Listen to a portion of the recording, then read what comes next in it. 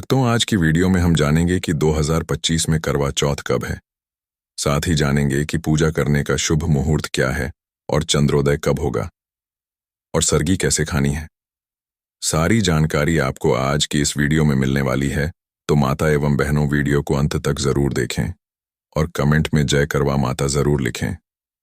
भक्तों, सुहागिन महिलाओं के लिए करवा चौथ का व्रत किसी वरदान से कम नहीं है। इस व्रत को धारण करने से पति की आयु लंबी होती है और पति को उनके कार्यों में, जीवन में सफलता की प्राप्ति होती है और वैवाहिक जीवन भी सुखमय बना रहता है। इस व्रत को हर एक सुहागिन महिला बिल्कुल ही निर्जल रूप से धारण करती है। कार्तिक मास की कृष्ण पक्ष की चौथी तिथि को करवा चौथ पर सुहागिन महिलाएं इस व्रत को धारण करती हैं। 16 श्रृंगार धारण करके विधि विधान से मान चौथ माता की इस दिन पूजा की जाती है और फिर चंद्रमा उदित होते हैं तो उनके दर्शन करने के पश्चात अपने पति के दर्शन करती हैं और विधि विधान से चंद्रमा को अर्घ्य देकर उनकी पूजा करके पति के चरण स्पर्श करके उन्हीं के हाथों से जल ग्रहण करती हैं और इस तरह से इस व्रत का समापन होता है। यह व्रत सूर्योदय से लेकर चंद्रोदय तक किया जाता है, जो कि पूर्ण रूप से निर्जला धारण किया जाता है।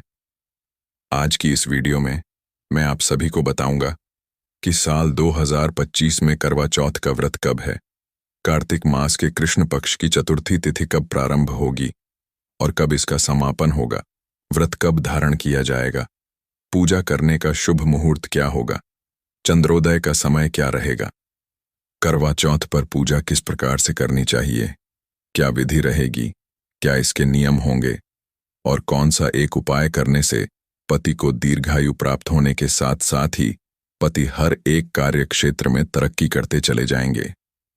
आज की इस वीडियो में संपूर्ण जानकारी आप सभी के साथ शेयर करने जा रहा हूं, तो इस वीडियो को सबसे पहले तो लाइक कर दीजिए, कमेंट सेक्शन में जय करवा माता जरूर ही लिखिएगा। सबसे पहले तो भक्तों जान लेते हैं कि कार्तिक मास की चतुर्थी तिथि कब प्रारंभ हो रही है और यह कब समाप्त होगी।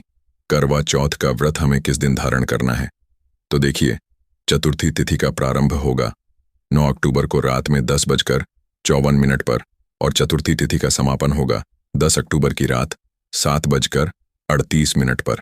इसीलिए सूर्योदय कालीन तिथि 10 अक्टूबर को हमें प्राप्त हो रही है।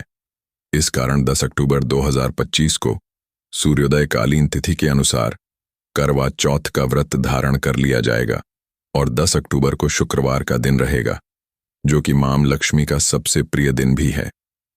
कोई भी व्रत जब भी हम धारण करते हैं तो उसके एक दिन पहले से ही शुद्धता का ध्यान रखा जाता है, मतलब शुद्धिकरण इत्यादि एक दिन पहले से ही नियम लागू हो जाते हैं। ऐसे में 9 अक्टूबर 2025 को ही आप नहाए खाए करेंगे, जैसे कि बाल वगैरह धोना, शुद्ध सात्विक भोजन ग्रहण करना।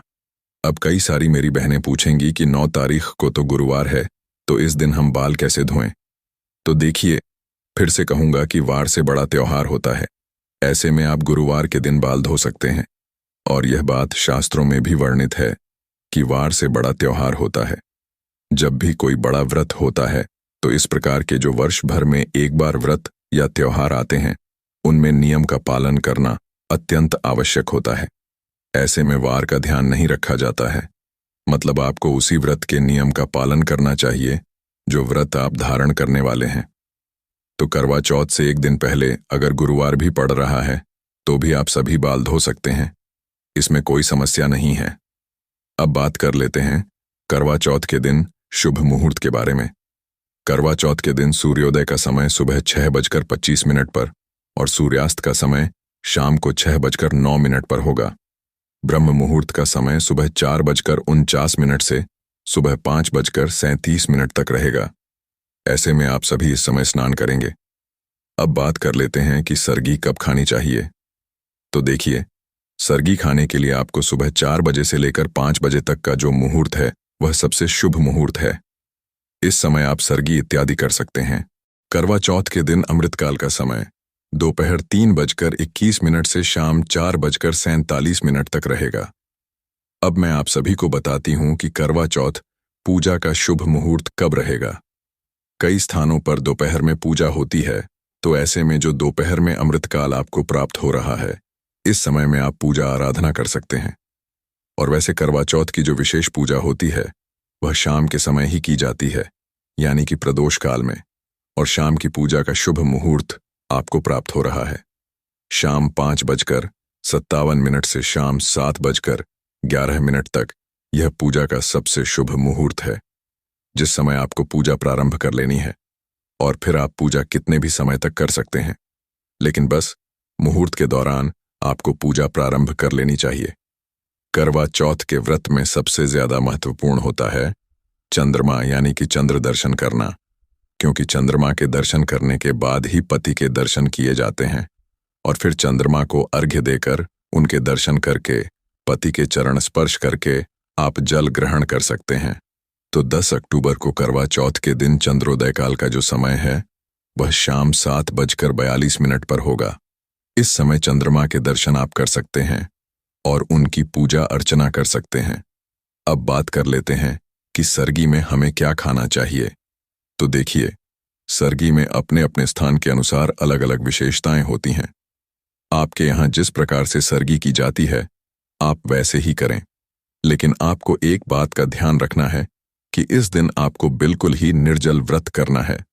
ऐसे में जल से भरी हुई चीजें जैसे कि नारियल पानी, ग्लूकोज, फल आदि का सेवन जरूर कीजिएगा, क्योंकि पूरे दिन आपको निर्जल व्रत धारण करना है और शरीर से बढ़कर कुछ भी नहीं है।